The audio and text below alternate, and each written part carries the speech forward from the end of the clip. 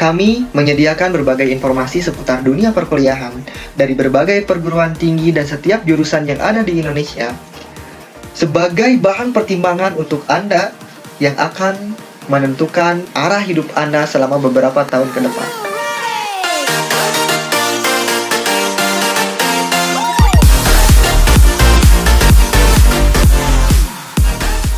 Bismillahirrahmanirrahim. Selamat pagi teman-teman semuanya. Hari ini kita akan ngobrol tentang Polban ya. Jadi saya udah ada teman nih, salah satu mahasiswa Polban.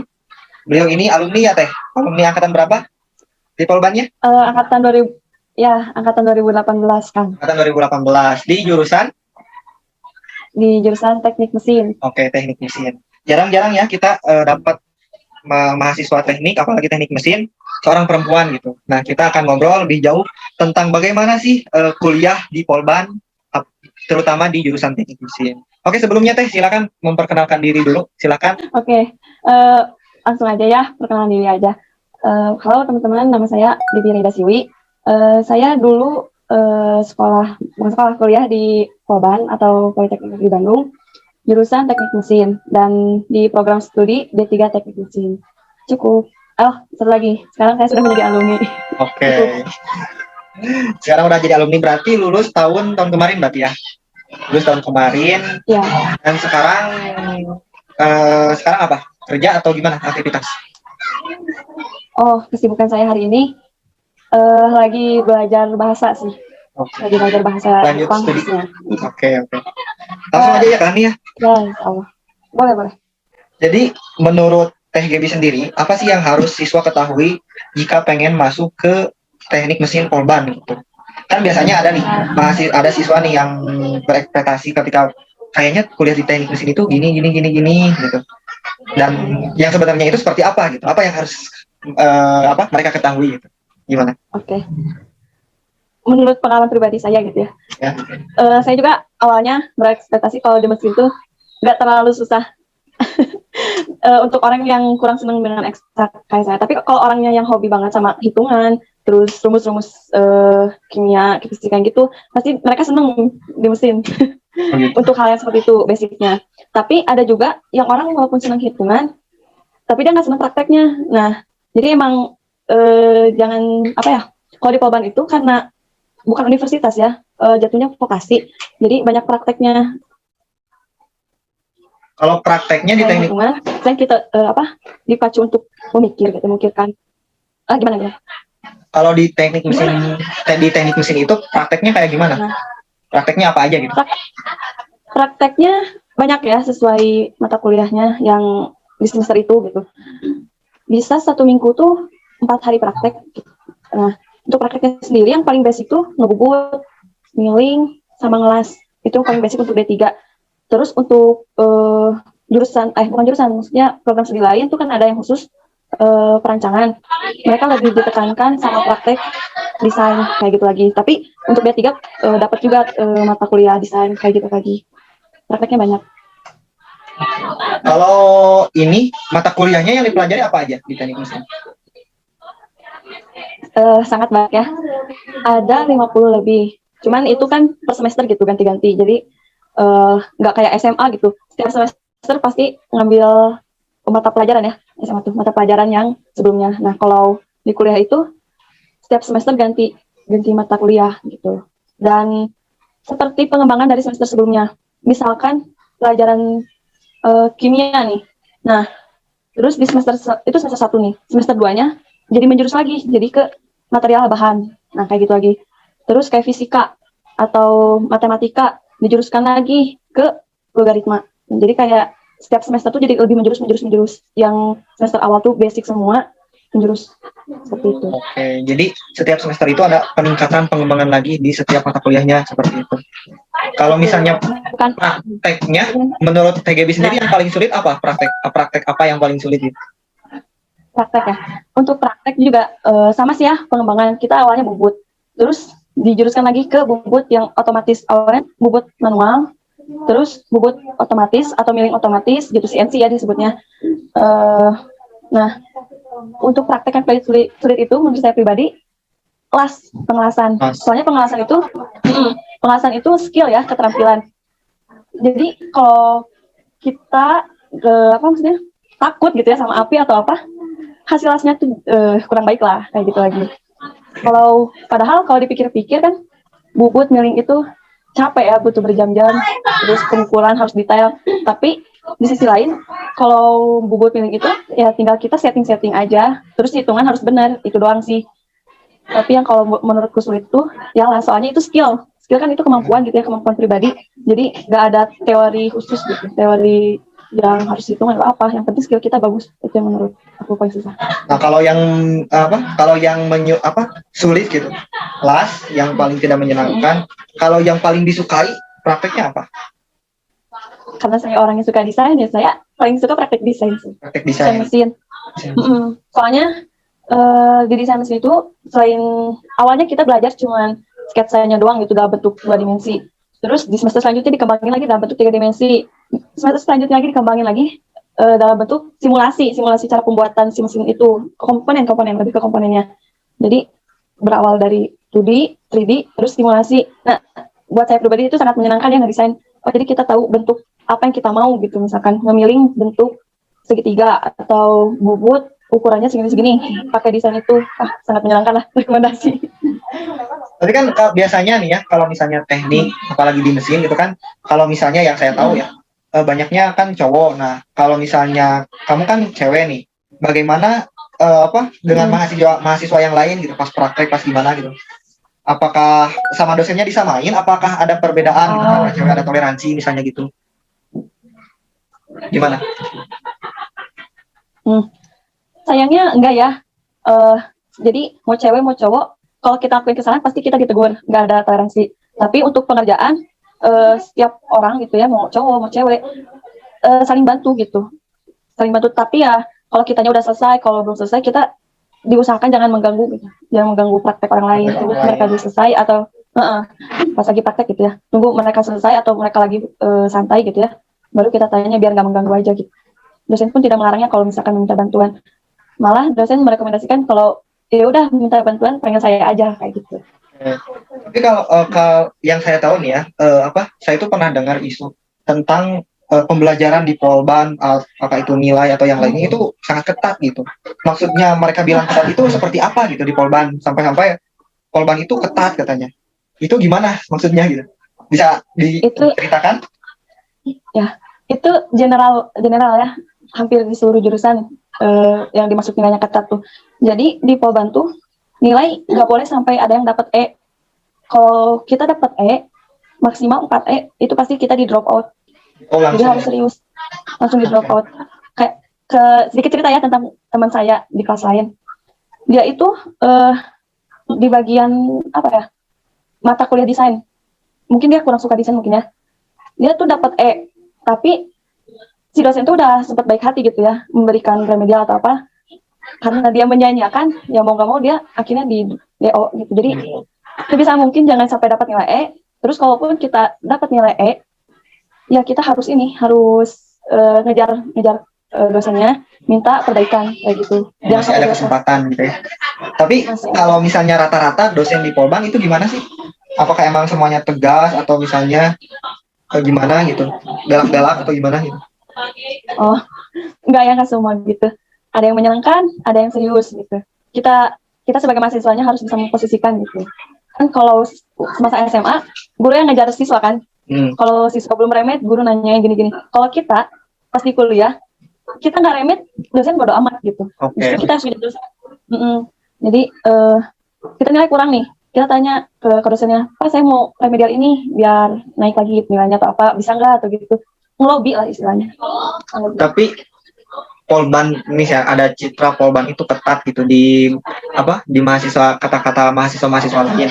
Itu muncul dari emang aturan dari Polbannya atau emang dari dosen-dosennya gitu? Itu muncul berawal dari aturan yang tadi yang nilai E itu.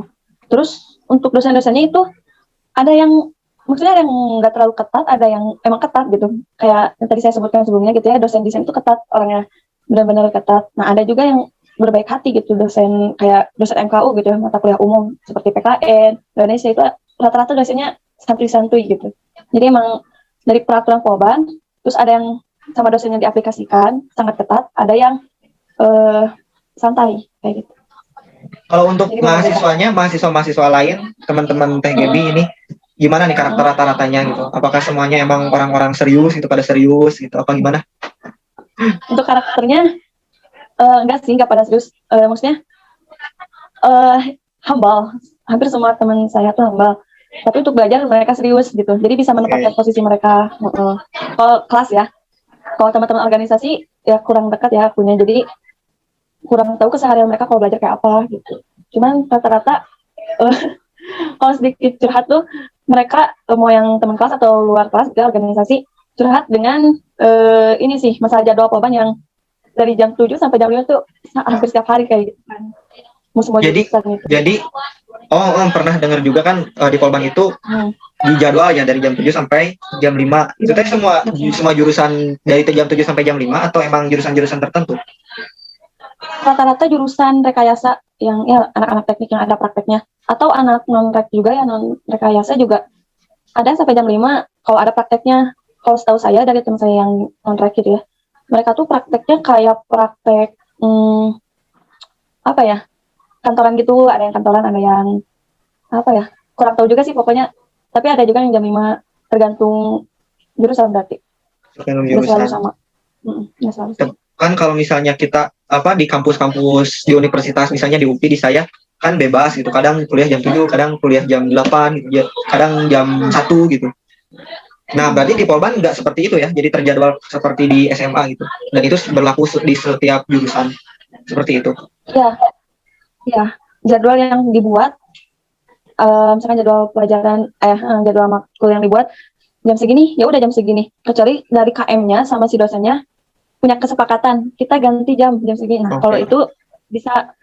Tapi untuk praktek tuh rata-rata emang kalau udah jam segitu udah nggak bisa ganti jam kalau praktek.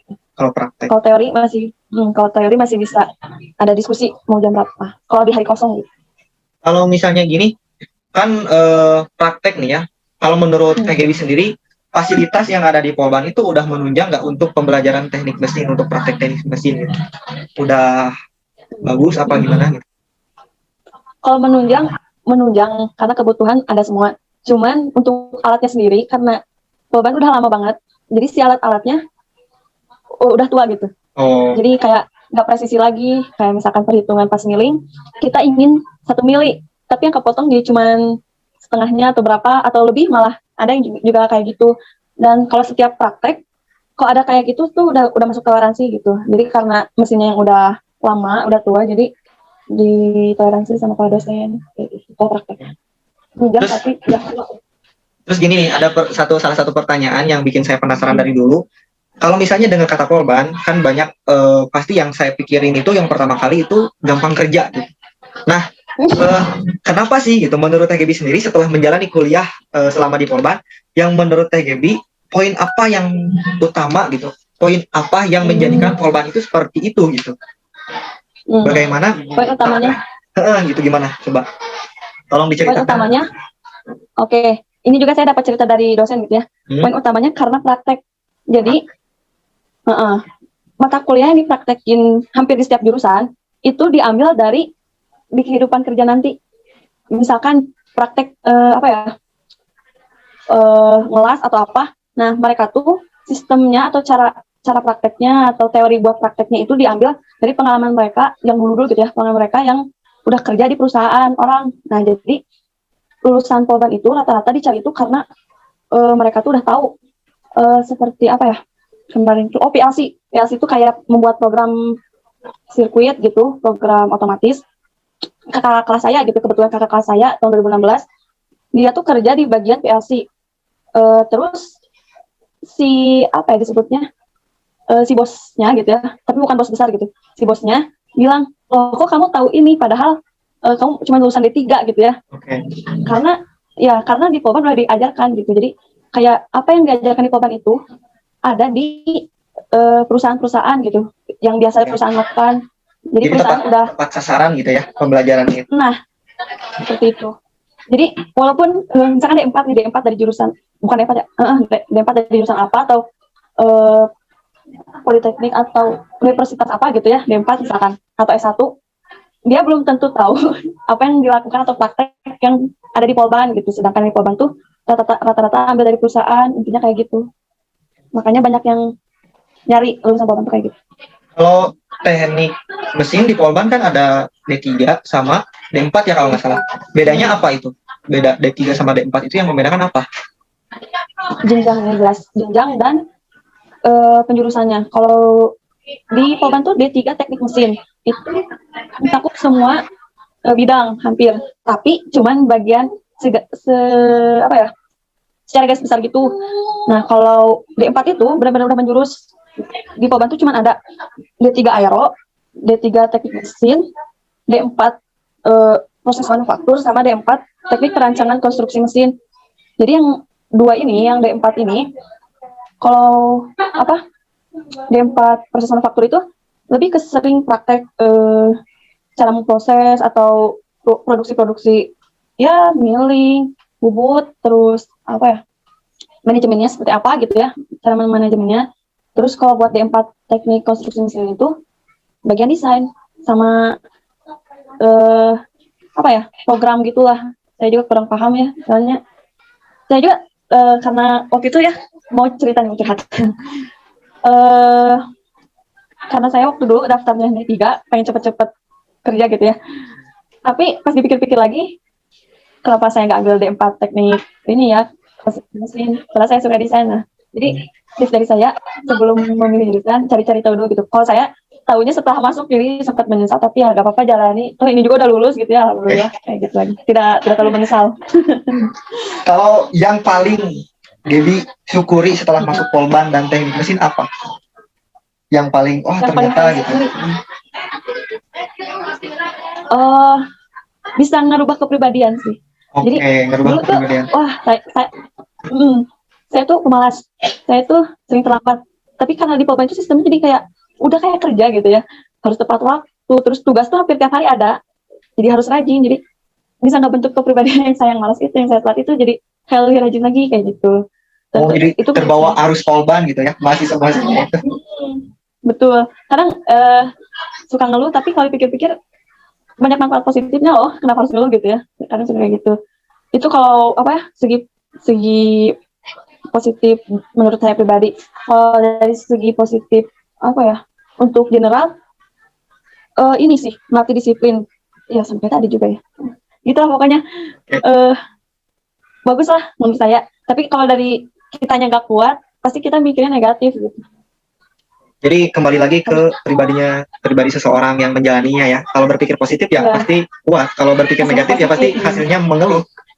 Oke, sekarang betul. Apa yang menurut saya penting juga nih di Polban. Saya dengar-dengar kan Teh Gaby juga ini termasuk salah satu mahasiswa yang menerima bantuan bidik misi, beasiswa bidik misi. Nah, bagaimana nih bidik misi atau KIP di Polban itu gimana gitu? Jadi kan ada nih yang salah satu universitas yang misalnya kalau misalnya nilainya hancur langsung dicabut bidik misinya. Nah, di Polban itu seperti apa? Gitu? Apakah lebih ketat lagi? Apa gimana? Kalau setahu saya sih sama aja ya. Kan pertama itu kita daftar bidik misi itu pas awal gitu ya. Kalau jalur PMDK tuh berkas bidik misi, berkas lapor, berkas yang perlu dikirim berbarengan gitu ya kalau PMDK. Kalau SBM cara dapat bidik misinya tuh sama, kita masuk dulu, terus nanti kita kayak cari info di jurusannya khususnya ada nggak slot bidik misi yang kosong, baru kita daftar sendiri. Cuman untuk cara daftarnya saya nggak terlalu tahu secara detail ya, tapi kurang lebih ya gitu. Masuk dulu, kita lulus dulu SBM, terus UKT paling rendah tuh 500, misalnya kita dapat UKT paling rendah, terus ada nih slot kosong bidik misi, kita daftar. Tapi ya rata-rata yang daftar untuk bidik misi itu yang UKT 1 atau 2 gitu, yang 500 sama yang 1 juta kalau nggak salah. UKT itu 1 juta kalau nggak salah. Nah, cuman boleh 2 golongan itu aja yang daftar bidik misi. Nah, terus kita udah dapat nih bidik misi. Biar bidik misi kita aman, sama seperti kampus-kampus lain, nilai jangan turun. Boleh turun, tapi jangan signifikan turunnya gitu. Kita turun naik nggak apa-apa, yang penting jangan langsung ke dari B ke E, D masih bisa deh, ke E sih yang penting. Gini, setahu saya Saya kurang tahu ya kebijakan di jurusan lain, cuman di jurusan mesin tuh kalau kita dapat 7D itu dipertimbangkan bidik misinya. Ada surat peringatan kalau dapat 7D kalau nggak salah. Entah langsung dicabut atau dikasih peringatan. Tapi kalau kita udah dapat 5E itu pasti udah dicabut. Oh, kalau E 5, kalau D 7 gitu. Iya, D7. Kalau ini pernah nggak ada temen yang sampai Itu dalam masa selama pembelajaran. Kalau temen pernah nggak ada yang sampai dicabut gitu, atau dari jurusan lain gitu, yang pernah dengar-dengar isu BM-nya dicabut? Oh, ada. Tapi itu dicabutnya karena dia ini sih, bukan karena ya dia juga nilainya kurang sih. Tapi karena dia emang mau resign, dia udah nggak kuat katanya di jurusan saya, jurusan mesin. Cuman program studinya aero. Ada teman saya, dia bidik misi, cuman dia resign gak kuat katanya. Gak kuat kuliah di Polban gitu. Ya mungkin karena vibes yang diambilnya kan negatif gitu ya. Kita ya rata-rata gitu. Terus nilai D banyak juga gitu. Jadi dia dicabut, terus dia resign. Dan sekarang saya belum tahu kabar dia lagi gitu. Terus saya mau nanya nih tentang, bentar. Kalau soal yang bidik misi, saya pernah dengar juga nih. Saya banyak ngobrol-ngobrol sama teman-teman yang lain. Katanya wajib asrama. Apakah betul demikian atau gimana? Oh, enggak wajib. Enggak wajib. Kita yang enggak wajib. Yang asrama tuh ada pendaftarannya, tapi diperuntukkan. Nah, diperuntukkan untuk mahasiswa bidik misi yang letaknya lumayan jauh dari kampus, diperuntukkan ya. Tapi enggak semua mahasiswa bidik misi juga yang ada di asrama. Ada yang UKT 1 juga, UKT 1 peruntukan gitu. Enggak wajib tapi diperuntukkan. Kalau fasilitasnya di asrama enak nggak? Bayar apa enggak yang bidik misi di asrama Polban? Enggak bayar. Enggak bayar, berarti gratis. Fasilitas yang didapat apa aja? Fasilitas yang didapat satu kamar isi 4 orang maksimal, karena ada 4 ranjang dan meja belajar, 4 meja belajar. Terus kamar mandi itu ada 8 ya. Dari 4 lantai cuma ada kamar mandinya cuma ada 8. Terus untuk interiornya gitu ya, maksudnya fasilitas fisiknya kurang ini sih, kurang memadai gitu ya. Sebenarnya di asrama Polban tuh ada setiap lantai itu ada 4 WC. Cuman karena 3 lantai. Nah, di setiap lantai itu ada 4 WC, cuman di lantai 2 itu WC-nya mati. Nggak ada sama sekali. Jadi cuma di lantai 1 sampai 3. Ya gitulah untuk fasilitas. Ya cuma lantai 1 sampai 3. Jadi yang tinggal di lantai 2 naik dulu atau turun dulu gitu. Terus untuk WC-nya juga saya bukannya mau menjelekan ya. Yang bisa dipakai buang hajat itu cuma di lantai 1, lantai 3 tuh nggak bisa. Okay. Jadi harus lantai 1. Fasilitasnya kurangnya di situ sih, di air. Tapi untuk air selalu ada. Kalau yang di kamarnya kan tadi dapat ranjang sama meja belajar. Kalau lemari dapat nggak lemari? Oh iya. Untuk baju. Sorry. Dapat lemari. Tapi lemari itu yang satu besar gitu. Jadi untuk bersama. Untuk berempat tadi satu kamar. Kalau untuk masak makan gimana? Ada dapur kah atau gimana gitu? Dapur nggak ada sih. Tapi kebetulan di antara asrama perempuan sama asrama laki-laki itu di tengah-tengah itu ada kantin gitu. Oh, di tengah-tengah. Kalau pada makan ke kantin itu dan murah. Murah. Kantin asrama disebutnya. Jadi asrama yang buat cewek sama cowok itu misah gedung. Di tengah-tengah gedungnya itu ada kantin asrama gitu. Dan biasanya anak-anak asrama makan di situ gitu. Halo? Ini masih terhubung? Sedikit info juga. Di Polban tuh ada 3 asrama. Sedikit. Ada 3 asrama. Nih. Di Polban tuh ada 3 asrama. Asrama cowok, cewek, satu lagi apa? Asrama cowok, asrama cewek, sama asrama afirmasi. Yang dimaksud asrama afirmasi. Oke, afirmasi. Beasiswa afirmasi. Khusus untuk mahasiswa yang punya beasiswa afirmasi. Afirmasi itu apa? Yang mereka di luar Pulau Jawa, kayak Bali, Bengkulu, jadi Lombok. Di gedung terpisah gitu. Jauh-jauh. Betul, di gedung terpisah, dan itu pun cowoknya di satu gedungin, cuman cewek itu gedung paling atas, lantai paling atas, dan cowok paling bawah. Semuanya sama, ada 3 kamar, 3 lantai. Oke, TGB, kita lanjutin ya ngobrolnya. Tadi ada trouble dulu sebentar. Tadi kita baru sampai ke asrama afirmasi. Kan saya tuh mau ada pertanyaan juga nih sebelum dilanjut jawab. Kan tadi afirmasi itu untuk mahasiswa yang jauh, yang dari luar Pulau Jawa, misalnya dari Bali. Nah, tapi kalau misalnya seandainya mahasiswa tersebut kan jauh nih, tapi gak pengen di asrama tersebut, pengennya di asrama cewek karena gak mau campur misalnya, bisa? Iya ya, misalkan bisa sih, bilang aja nanti ke ketua asramanya, nanti diurusin kayak gitu. Soalnya setiap asrama tuh ada ketuanya gitu, 10 pengurus. Nah, dari salah satu pengurus itu ada ketuanya, dan itu tuh mereka mahasiswa yang di tingkat 2, 10 orang itu pengurus itu. Tingkat 2. Mahasiswa juga berarti. Maba. Ya, mahasiswa juga. Jadi regenerasi setiap pengurusnya. Berarti kalau misalnya mahasiswa lain yang di tingkat atas gak bisa masuk asrama, harus maba kalau yang lain gitu, selain pengurus. Masuk apa tinggal nih? Tinggal masuk. Jadi warga asrama. Kalau tinggal nggak bisa. Kalau masuk, ya kalau masuk, kalau mengunjungi nggak apa-apa, mengunjungi aja, tapi sesuai ya. Kalau buat cewek ya mengunjungi harus cewek juga. Kalau buat cowok, tapi kalau buat afirmasi bebas, liberal.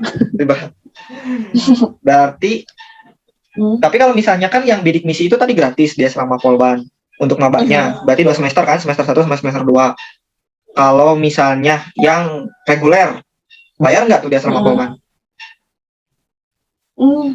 Aduh, lupa aku bayar nggak ya? Untuk itu kayaknya takut salah informasi ya, jadi saya belum bisa jawab. Oke. Saya nggak tahu bayar atau enggak ya. Tapi ada yang UKT seperti di sana. Terus lanjut ke pertanyaan saya selanjutnya tentang lingkungan nih di kampus Polban. Kalau menurut TGB, lingkungan di kampus Polban, suasananya gitu, lingkungan tempatnya, tempat nongkrongnya, tempat apanya itu, fasilitas masjid yang gitunya, nyaman nggak untuk kuliah gitu di Polban? Ya, saya nyaman sih ya, cukup nyaman. Untuk kantinnya itu, yang kantin besarnya itu Pujasera ada, terus masjidnya ada LH, singkat LH, Lukmanul Hakim. Itu cukup, 2 lantai juga. Dan ya menurut saya sangat-sangat cukup, apalagi kantinnya murah-murah ya. Di sana tuh rata-rata makanan kayak geprek, kayak minuman yang gitu, rata-rata 10.000 kalau minuman jus yang gitu ya. Tapi kalau minuman saset yang gitu rata-rata 5.000, benar-benar terjangkau dan ya friendly gitu kan, mahasiswa banget. 10.000-an, 5.000 gitu. Kalau makan 10.000 itu bisa dapat apa aja di daerah Polban? Geprek, terus nasi goreng tambah 5.000 deh. 2.000 atau 5.000 ya, saya lupa. Geprek, terus kayak nasi ayam bakar itu juga 10.000. Terus makanan apa lagi ya? Banyak deh. Kalau kayak cemilan kentang goreng gitu, itu kita bisa request mau berapa gitu. Tapi rata-rata belinya 5.000. Benar-benar murah dan banyak gitu. Kalau kosan murah nggak? Kalau kosan murah nggak? Murah sekali. Kosan tapi berapa? Rata-rata berapa harga kosan? Nah, untuk kosan itu rata-rata per tahun ya. Yang saya temukan, untuk per bulan ada, cuman harganya lebih mahal gitu. Misalkan kayak kalau per tahun berapa?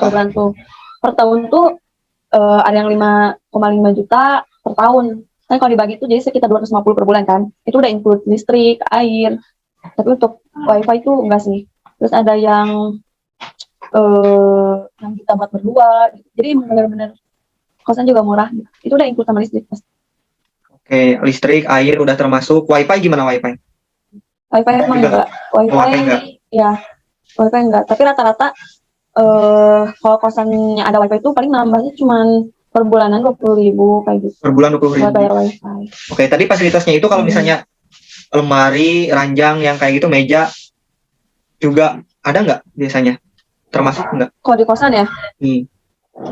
Kalau di kosan tuh rata-rata yang disediain itu cuma kasur sama lemari. Meja tuh ada yang dikasih, ada yang enggak. Tapi rata-rata kasur lemari. Kasur pasti ada. Itu ya tadi yang harganya segitu yang murah banget gitu ya. Kalau dihitung itu cuma 250 per bulan udah dapat kasur sama lemari, listrik udah enak. Udah ada. Kalau transportasi nih gimana? Transportasi dari Polban, transportasi umum ya, transportasi umum dari Polban ke pusat kota Bandung misalnya. Itu gimana? Terus kayak Budi ke pusat ke misalnya ke daerah Bandung yang ke Gedung Sate kan, atau misalnya ke alun-alun, itu ada nggak angkutan umum Ada. yang melewati sana? Ada. Berapa kali Ada. naik berarti paling? Dan berapa ongkosnya yang harus dikeluarkan gitu? Kalau misalnya ke alun-alun Bandung nih, Itu jauh ada tuh. kalau misalnya kan mahasiswa pengen main ke alun-alun Bandung dan naik umum misalnya, paling berapa ongkos yang harus dikeluarkan? Kalau naik umum tuh, kalau saya ya tahu treknya tuh sampai Gedung Sate atau apa ya, Tepus Dai itu cukup 1 kali angkot. 2 kali bisa sih. Ke Dago yang Taman Dago itu 1 kali angkot. Kalau ke Gedung Sate 2 kali. Untuk harganya tuh 5.000, paling mahal tuh 5.000. Paling mahal 5.000. Saya biasa kalau ke Dago tuh cuma 5.000 kalau nggak salah. 5.000. Terus misalkan kalau dari kampus ke Setiabudi nih, misal ke UPI itu paling 3.000. Gitu, Oke, murah. Ke Setiabudi ke UPI ya. Kalau misalnya gini nih Teh, sekarang nih pertanyaan terakhir dari saya nih. Kalau seandainya nih Teteh punya adik kelas yang pengen masuk Polban, apa yang mau Teteh sampaikan buat mereka gitu? Yang mau saya sampaikan, jangan nyerah di Polban. Emang kita awalnya kaget sama sistem di Polban, kayak pekerja gitu ya, capek gitu. Berangkat pagi, pulang sore, sore belum lagi yang ikutan ekskul gitu ya, organisasi. Pasti pulangnya lebih malam lagi. Saya juga pernah sampai pulang jam 11, jam 2 malam gitu, karena organisasi. Jadi masuk Polban, niatin untuk serius belajar gitu. Jangan nyerah, terus tetap berpikir positif dan bersyukur. Oke, tetap berpikir positif dan bersyukur ya. Iya, betul. Oke, makasih Teh Gaby atas semua informasinya. Terima kasih, pokoknya Semoga membantu. Amin, mudah-mudahan ya. Mudah-mudahan informasi yang Teh Gaby berikan bisa bermanfaat untuk mereka yang umumnya pengen kuliah di Polban dan khususnya pengen kuliah di Teknik Mesin Polban ya, D3. Dan mudah-mudahan Teh Gaby juga nanti ke depannya dilancarkan segala apa yang diinginkannya, dilancarkan segala cita-citanya, pokoknya terwujud lah ya, dipermudah semuanya. Karena Teh Gaby juga sudah mempermudah kami untuk mendapatkan informasi seputar perkuliahan di Polban. Terima kasih ya Teh. Lagi. Gimana? Boleh Kang adain part 2 kalau misalkan masih banyak yang nanyain. Oke, siap. Nanti saya juga rencana mau nanyain tentang berbagai kegiatan UKM di Polban juga nanti. Boleh. Nah, nanti kalau misalnya ada banyak pertanyaan yang belum terjawab dari video ini, nanti siap lah kita bikin part 2-nya. Siap. Oke, baik Teh Gaby. Silakan buat channelnya. Ya, siap. Mungkin sama karirnya. Amin. Semoga channel ini bermanfaat. Dukung channel kami dengan klik like, comment, and subscribe. It's been 12 days, I think I'm